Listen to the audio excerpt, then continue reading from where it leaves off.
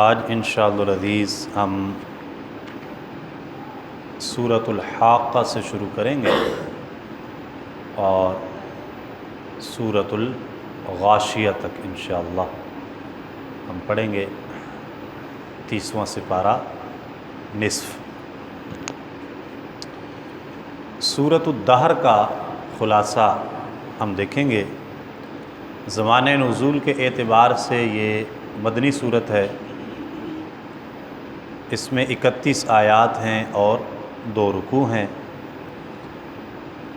سورت کا آغاز کچھ یوں ہوتا ہے،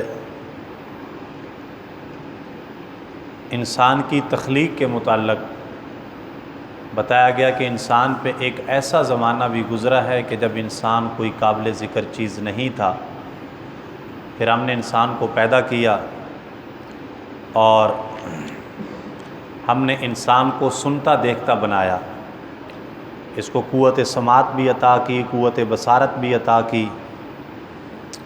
اور ہم نے اسے دکھایا اپنا راستہ۔ اب چاہے یہ شکر گزار بنے، چاہے یہ ناشکرہ بن جائے۔ گویا کہ اللہ تعالیٰ نے فرمایا کہ ہم نے انسان کو صراط مستقیم دکھا دیا ہے اور اس کو مجبور بھی نہیں کیا کہ جی تم نے یہ ہی راستہ اختیار کرنا ہے، راستے دونوں دکھا دیے، خیر کا بھی اور شر کا بھی، نیکی کا بھی اور گناہ کا بھی، اچھائی کا برائی کا۔ انسان کو عقل بھی عطا کی، فہم و شعور بھی عطا کیا، نگاہ بھی عطا کی، قوت سماعت بھی عطا کی، اور پھر اس کو دونوں راستے دکھا بھی دیے، ان کا انجام بھی دکھا دیا، اور پھر اس پر چھوڑ دیا کہ اب تیری مرضی ہے، تو اپنی مرضی سے جو مرضی راستہ اختیار کر، جو تو ان پٹ ڈالے گا تجھے وہ آؤٹ پٹ مل جائے گا۔ وَأَنَّ اللَّهَ لَيْسَ بِظَلَّامٍ لِّلْعَبِيدِ، اللہ تعالیٰ اپنے بندوں پہ ظلم نہیں کرتا۔ اگر تجھے کوئی کل قیامت کے دن کوئی عذاب ملے گا، کوئی عقاب و عتاب تجھ پہ ہوگا، وہ تیری اپنی چائس کی وجہ سے ہوگا، جو راستہ تو نے چنا ہے، جو اعمال تو نے اختیار کیے ہیں، انہی کا صلہ اور انہی کا بدلہ تجھے ملے گا۔ اللہ تعالیٰ کسی پہ کوئی ظلم نہیں فرمانے والا۔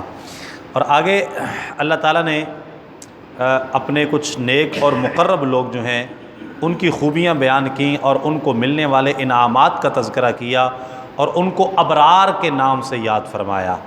فرمایا جو ابرار ہیں، نیک لوگ ہیں، وہ شراب کے ایسے جام پئیں گے، یعنی شراب طہورہ جو ہوگی اس میں آب کافور کی آمیزش ہوگی، اور کافور کیا ہے؟ وہ ایک چشمہ ہے جس سے اللہ کے خاص بندے پئیں گے اور وہ جہاں چاہیں گے اسے بہا کر لے جائیں گے۔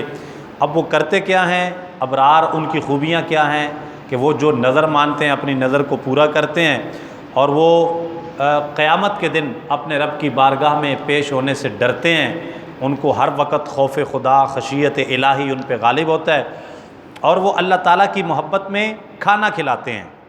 کن کو؟ مسکینوں کو، یتیموں کو، قیدیوں کو وہ کھانا کھلاتے ہیں، اللہ تعالیٰ کی محبت میں کھانا کھلاتے ہیں۔ اور کھانا کھلا کے انہیں کیا کہتے ہیں؟ انما نطعمکم لوجہ اللہ، ہم تمہیں اللہ کی رضا کے لیے کھانا کھلا رہے ہیں، نہ ہم تم سے کسی اجر کے خواہاں ہیں اور نہ شکریہ کے۔ یعنی اتنا خلوص ہے ان کے اس عمل کے اندر کہ وہ لوگوں کو کھانا کھلا کے ان سے شکریہ کی توقع بھی نہیں رکھتے، نہ ان سے کوئی ڈیمانڈ کرتے ہیں کہ تم ہمارا شکریہ ادا کرو۔ وہ کہتے ہیں ہم خالص اللہ کی رضا کے لیے یہ کام کر رہے ہیں، اور ہم تو ڈرتے ہیں، اپنے رب کے حضور پیش ہونے سے ڈرتے ہیں۔ اللہ تعالیٰ کو ان کی یہ ادا اتنی پسند آئی، فرمایا ان کی یہ نیکی بارگاہ الہی میں ایسی مقبول ہے کہ وہ قیامت کے ڈر سے یہ سب کچھ کر رہے تھے۔ اللہ پاک نے فرمایا اللہ فوقاہم اللہ شر ذلک اليوم، اللہ تعالیٰ نے ان کو قیامت کی ہولناکیوں سے بچا لیا ہے، اور اللہ تعالیٰ بخش دے گا انہیں چہروں کی تازگی اور دلوں کا سرور، یعنی قیامت کا دن ان کے چہرے تازہ ہوں گے اور ان کے دل جو ہیں وہ مسرور ہوں گے، ان پہ کوئی غم نہیں ہوگا، کوئی خوف نہیں ہوگا، اور جو انہوں نے صبر کیا ہے اللہ تعالیٰ اس صبر کے بدلے انہیں جنت اور ریشمی لباس جو ہے وہ عطا فرمائے گا۔ اسی طرح آگے تفصیل ہے ان کی کہ اس سے ان کو جو نعمتیں اللہ تعالیٰ عطا فرمائے گا، تو یہ ساری نعمتیں ان کو ابرار لوگوں کو جو ہے وہ عطا کی جائیں گی۔ اور آخر میں فرمایا ان ھذہ تذکرہ، بے شک یہ ایک نصیحت ہے، فمن شاء اتخذ الی ربہ سبیلا، پس جس کا جی چاہے اختیار کر لے اپنے رب کے قرب کا راستہ۔ یہ قرآن ایک نصیحت ہے، یہ سورہ دہر ایک نصیحت ہے، ٹھیک ہے، یہ اللہ تعالیٰ کی طرف سے ایک پیغام، ایک نصیحت ہے۔ اب مرضی ہے جس کا دل کرتا ہے وہ اللہ تعالیٰ کے قرب کا راستہ اختیار کر لے، جس کا دل کرتا ہے وہ اللہ سے دوری کا راستہ اختیار کر لے۔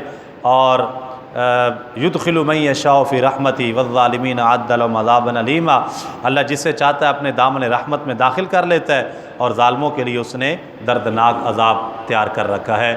اللہ تعالیٰ کی بارگاہ میں التجا ہے، اللہ تعالیٰ ہمیں بھی اپنے دامن رحمت میں جگہ عطا فرمائے، ہمیشہ اپنی رحمت سے حصہ عطا فرمائے، اور اللہ تعالیٰ ہمیں ظالمین کے زمرہ سے دور رکھے، اور اس گروہ سے اللہ تعالیٰ ہمیں ہمیشہ کے لیے دور کر دے، اور متقین اور ابرار لوگوں کے گروہ میں اللہ تعالیٰ ہمیں شامل فرما دے۔